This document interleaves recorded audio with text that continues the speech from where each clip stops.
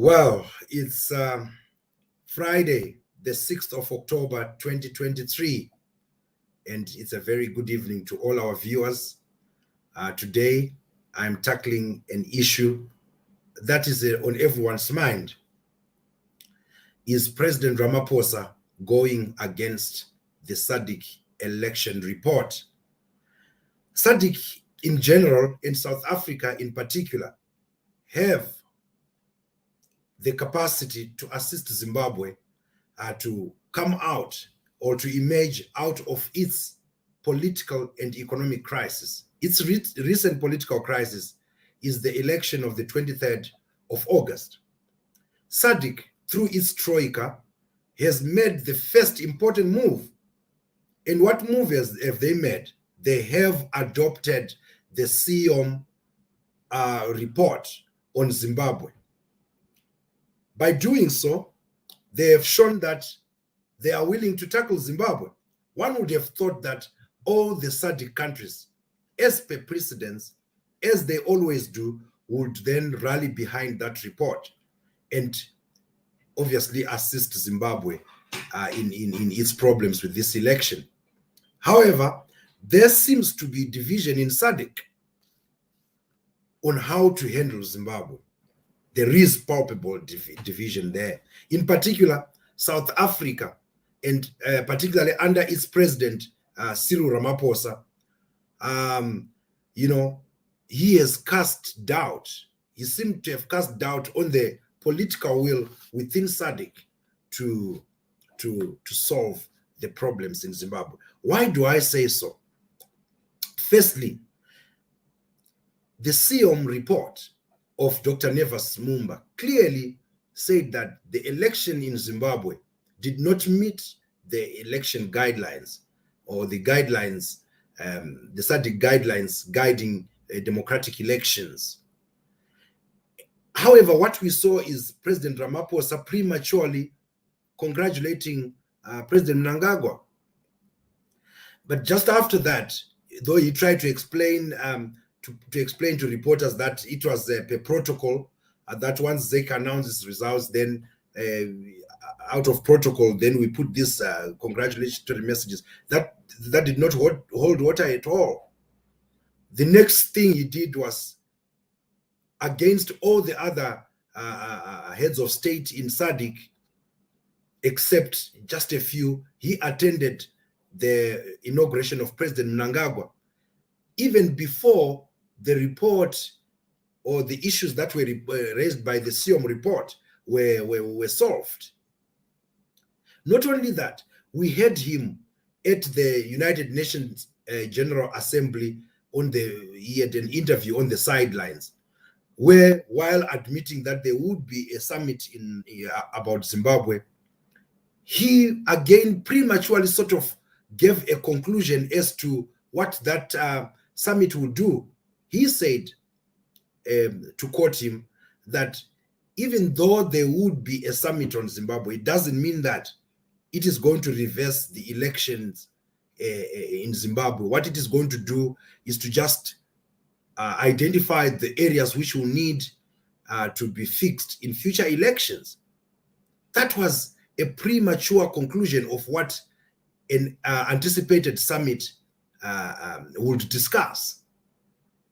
Now, the latest of President Ramaphosa's actions, which sort of undermine any efforts to help Zimbabwe come out of the political crisis, is what happened yesterday. Let's just take a look at this video. Fine, well, good to see you. Good to see you. What we have to hear. Receive President Mnangagwa on the South African side, and in a few minutes he will receive me on the Zimbabwean side. So we are here on an inspection, border inspection, to come and see how our two borders are functioning, because there are so many people, visitors from both countries, who cross the border. I'm told sometimes it's up to 18,000, 20,000 people a day. And so we want to ensure that our two border processes function well as to enhance ease of movement of our people and ease of movement of goods so that trade between the two countries can be improved. So this is an inspection visit by both of us. And we're very pleased to see you all in this baking hot sun of Musina here in Limpopo and also on the Zimbabwe side. Mnangagwa. They want to know about those cars. Those cars? Yes. What we can see here and what we are going to see on the Zimbabwe side, we want these two units or entities to talk to each other as good as the two presidents talk to each other. That's why I am here. Detect anything that... All right. So that was President Cyril Ramaphosa together with his counterpart, President Emmerson Mnangagwa, at the Beitbridge border post. South Africa here was launching the Border Management Authority, which becomes the third armed service of South Africa to control and manage the border post between Zimbabwe and South Africa. So I suppose President Ramaphosa therefore invited President Mnangagwa to come to the border post. Right. What can we make out of this? One would ask, why is President Ramaphosa already engaging President Mnangagwa in the midst of an issue that is yet to be addressed, the issue of the illegitimacy of President Mnangagwa? And this issue of his illegitimacy is not coming out of thin air.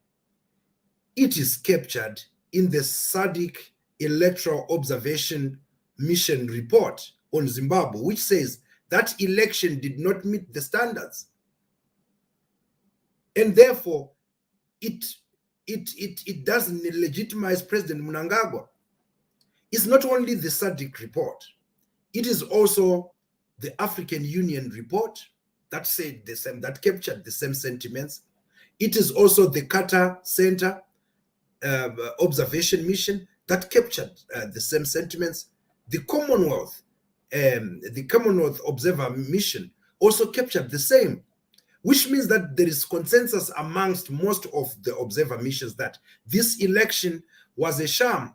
This election does not stand as an election which can produce a legitimate president. But like I said in the beginning, that President Ramaphosa, SADC in general, and President Ramaphosa in particular, wields the power, if there is political will, to help Zimbabwe to emerge out of this crisis. Zimbabweans are tired of the crisis in Zimbabwe.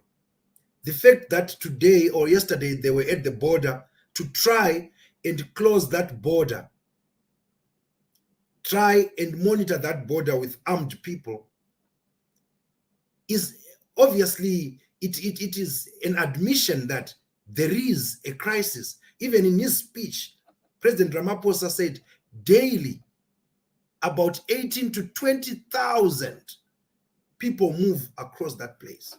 So you can tell that there is a huge concern in that place. Now, what President Ramaphosa is doing in already engaging President Mnangagwa, whereas he is expected to be the midwife in this Zimbabwean crisis, is very problematic. It really undermines, firstly, the SADC report. But why is he doing that? That is the question that probably today I want us to answer before we can stop this broadcast. Why is President Ramaphosa doing this? There are four possible explanations that one can think of. Four possible explanations why President Ramaphosa is behaving the same way, the way he is behaving. Number one, one would think that it is a continuation of South Africa's so-called quiet diplomacy. we saw the South African quiet diplomacy under President Mbeki. He behaved almost similarly as President Ramaphosa is doing today. We remember that at the height of the murderous campaign carried out by ZANU-PF in the runoff, President Mbeki came to Zimbabwe when Chief Justice, not Chief Justice, but Justice Chiweshe, who at that time was the chairperson of the electoral body, spent more than a month holding the results, not announcing the results. And there was a crisis. President Mbeki had the guts at that time to say, there is no crisis in Zimbabwe. Subsequently, we saw that there was a summit in Sharm el-Sheikh in Egypt. And President Mbeki traveled on the same plane with President Mugabe. Yet everyone expected President Mbeki to help consummate a negotiation in Zimbabwe at that time. So there is basically similarity if you look at it today, that the same so-called quiet diplomacy is at play. President Ramaphosa, at all costs, is trying to shield and cover President Mnangagwa. And basically with his action, he is saying there is no crisis in Zimbabwe. But isn't there a crisis in Zimbabwe? The very SADC which President Ramaphosa subscribes to has said, particularly its Troika organ, has said that the election in Zimbabwe did not meet the standards. It violated Zimbabwe's constitution, it violated the electoral laws in Zimbabwe, it violated the SADC guidelines guiding democratic elections in Zimbabwe. Basically, that election cannot stand. But President Ramaphosa is still siding with President Mnangagwa. So, quiet diplomacy, that's number one. Number two, one would say it is the fear of the economic consequences to South Africa of a prosperous Zimbabwe. Basically, what I mean is that President Ramaphosa, not as an individual, but representing South Africa, they are not prepared yet to face the consequences that will befall South Africa if there is a prosperous Zimbabwe.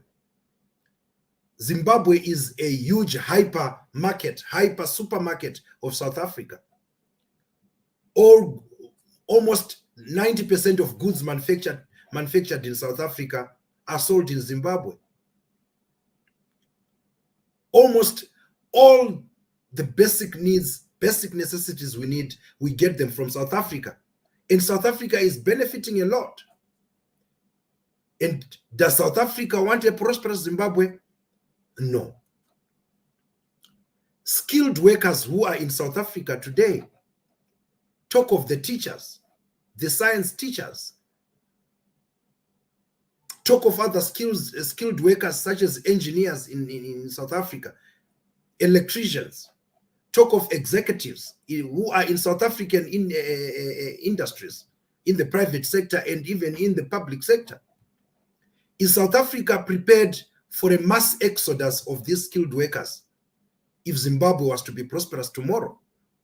Definitely the answer is an emphatic no. So what South Africa is doing is an expression of fear of the consequences that will befall them if South Africa, if Zimbabwe, or if it's a northern neighbor was to be prosperous or was to emerge out of its crisis. So that's number two. Number three, one could say what President Ramaphosa is doing is exposing what I could call an ideological tussle between the liberation movements, which President Ramaphosa and President Mnangagwa represent, versus what we can call or what is perceived, let me use that word, what is perceived to be the neoliberal movements, probably represented by the likes of President Hakainde Hichilema and most opposition parties in Southern Africa. So this brings us to the point that there's always been this cuddling of each other by these dictators in the liberation movement on the basis of, you know, we are protecting our ideology for which we went to war. So this kind of tussle now, it creates a binary of, on one side, the liberation movements, no matter you are democratic or you are not, they then you know, come on one side, and on the other side, those who are perceived to be neoliberals, those who have embraced democracy and its precepts, those who yearn for a new form of governance, the likes of, I mean, these are represented by President Hakainde Hichilema. So there is that tussle. There is obviously that tussle underneath that one can think is the cause why President Ramaphosa is doing this.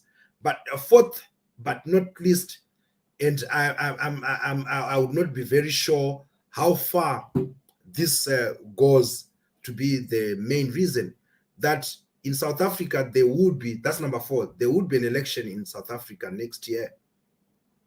So obviously, in the hope that they will get the camaraderie, the support, whether moral or otherwise, President Ramaphosa is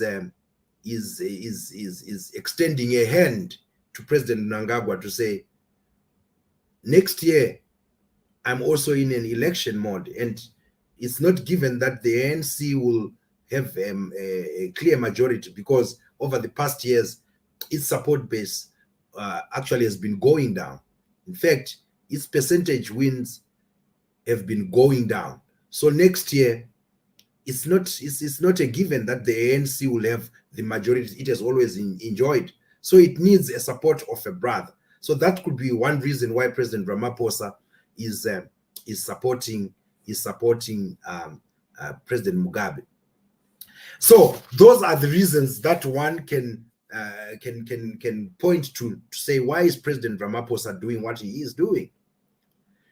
Maybe to conclude this broadcast, therefore, one needs to point out that President Ramaphosa needs to be the statesman that people expect him to be. On one side, he cannot be complaining of migration or of this huge migration of Zimbabweans into South Africa, which have obviously become a major domestic problem for South Africa.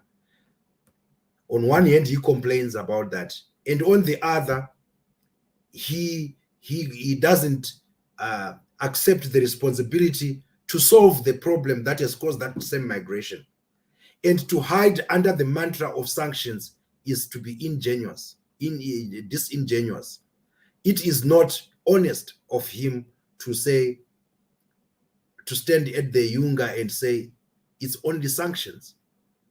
He has to address the real elephant in the house, which has been observed by the SADC electoral observation mission, that in Zimbabwe the elections were not done properly and they did not produce a legitimate president.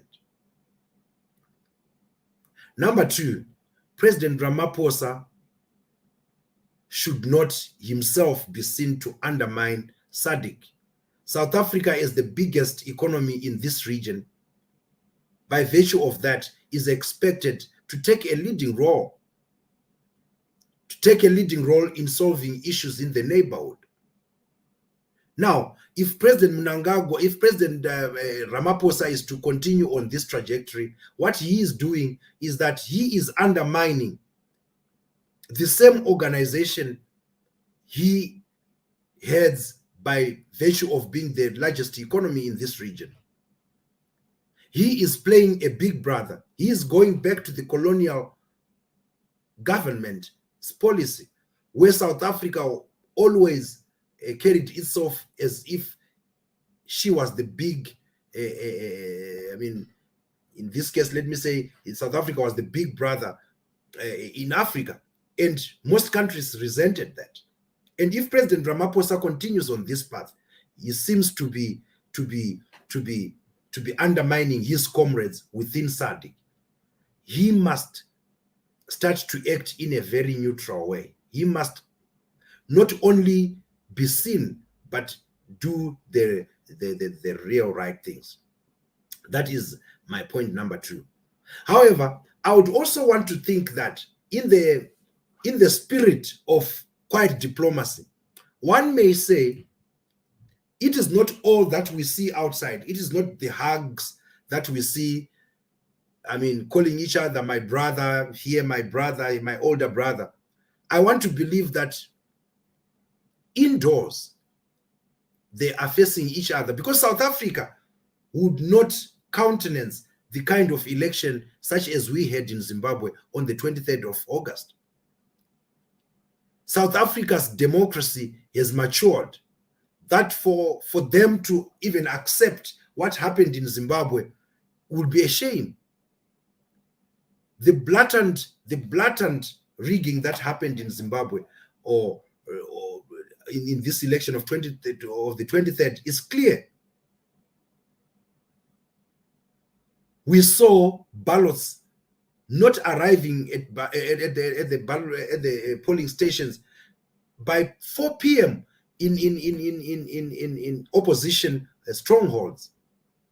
We saw FARS doing its activities right in the vicinity of the polling stations, which is something that is not allowed. We saw an astonishing number of people being assisted to vote, particularly in the rural areas, something that can never happen in a country such as ours, which boasts of the most literate people in Africa. We also how the state media was so blatantly against the alternative. The alternative never got airtime.